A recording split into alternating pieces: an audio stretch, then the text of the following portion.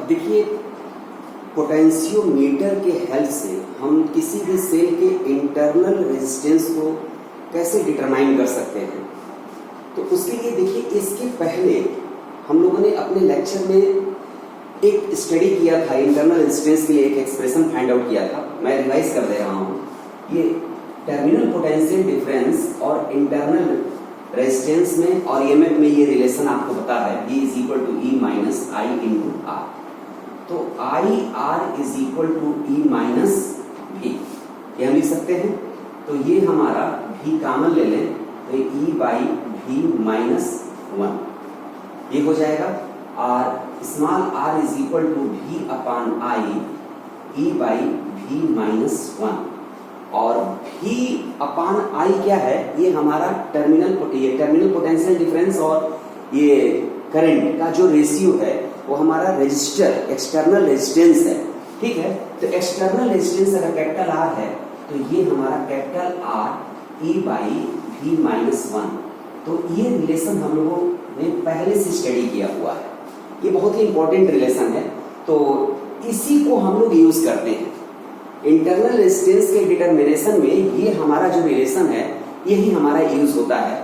अब ये कैसे यूज करते हैं, किसी भी सेल के इंटरनल रेजिस्टेंस को कैसे मेजर किया जाएगा, इसके लिए जो सर्किट होती है वो सर्किट ये है।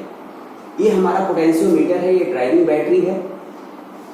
ये अब देखिए, जिस सेल का इंटरनल रेजिस्टेंस हमको पता करना होता है उसके पैरेलल एक हम रेजिस्टेंस बॉक्स ले करके और उस ये सेल के पॉजिटिव टर्मिनल को, ठीक है, हम ए से कनेक्ट कर देते हैं और निगेटिव टर्मिनल को हम जॉकी से हम कनेक्ट करते हैं। इसमें एक गैल्वेनोमीटर भी लगा हुआ है।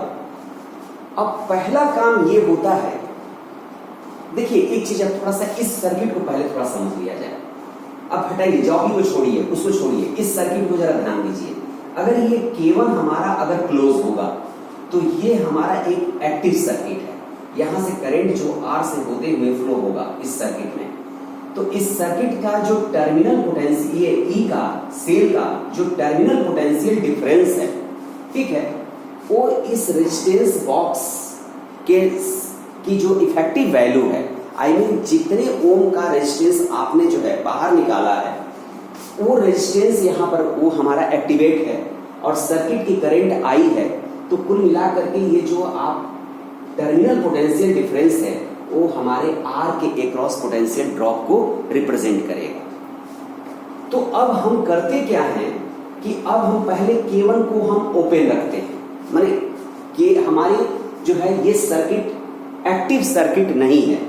K1 को ओपन रखते हैं और जॉकी को हम बैलेंसिंग के लिए हम A to B हम मूव करते हैं और जीरो डिफ्लेक्शन के लिए जो वैल्यू होती है J की, उसको हम लोग नोट कर लेते हैं।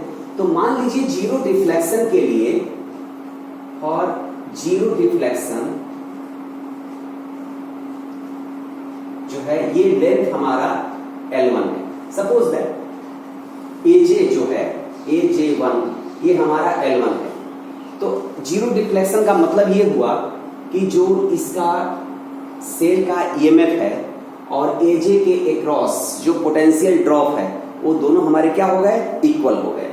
तो ये जो हमारा वो लेंथ L1 अगर है तो पोटेंशियल ड्रॉप अक्रॉस AJ ये हमारा कितना हो जाएगा, KL1 होगा। ध्यान दीजिए, K क्या है, पोटेंशियल ग्रेडियंट, ये पोटेंशियल ग्रेडियंट है K। अब जो है ये जो कि गिवन हमारे पोटेंशियोमीटर के लिए हमारा फिक्स होगा और सेल का ईएमएफ हमारा क्या है, E1 है, E है, चलिए E है।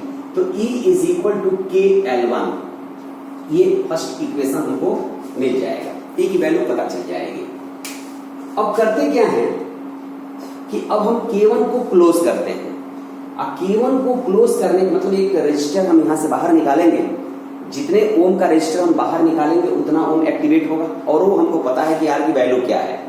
अब क्या करते हैं कि K1 को क्लोज करके अगेन सेम प्रोसेस को रिपीट करते हैं और जीरो डिफ्लेक्शन के लिए J को मेजर करते हैं। तो वो लेंथ सपोज दैट हमारा L2 है। तो ऐसे सिचुएशन में ये जो है अब हमारे सर्किट, ये हमारा जो सर्किट है ये हमारा एक्टिव सर्किट है। तो अब ये हमारा ईएमएफ को मेजर नहीं करेगा, ये टर्मिनल पोटेंशियल डिफरेंस को मेजर करेगा। तो जब terminal potential difference across the cell और पोटेंशियल ड्रॉप अक्रॉस एज, जब दोनों हमारे इक्वल होंगे तब जीरो डिफ्लेक्शन हमको मिलेगा। तो टर्मिनल वो लेंथ मान लीजिए L2 है, सपोज दैट वो लेंथ L2 है, तो अब V is equal to K into L2 हो जाएगा। ये दोनों बात आपको समझ में आएगी। K1 को ओपन करके जब जीरो डिफ्लेक्शन के लिए मेजरमेंट लेंगे तो सेल के EMF का मेजरमेंट होगा, और K1 को क्लोज करके जब हम जीरो डिफ्लेक्शन के लिए मेजरमेंट लेंगे तो अभी ये सेल से करंट विड्रॉ हो रहा है ना, तो ये टर्मिनल पोटेंशियल डिफरेंस के लिए मेजरमेंट होगा, V के लिए मेजरमेंट होगा। तो V is equal to K into L2। और कितने ओम का रजिस्टर आपने निकाला है वो आपको पता है। तो यहाँ पर ये इक्वेशन हमारा सेकंड हो गया। तो E by V is equal to L1 by L2। अब इस फार्मूले में आप वैल्यू पुट कर दीजिए। तो since R is equal to capital R, E by V minus 1, R capital small r is equal to capital R, L1 by L2 minus 1। तो R आपने कितना लिया है ये आपको पता है, कैपिटल R, L1 और L2 का रेशियो आप कैलकुलेट कर लिए और इसमें आप पुट कर दीजिए। तो इस सेल का इंटरनल रेजिस्टेंस का क्या वैल्यू है वो हम लोग फाइंड आउट कर सकते हैं।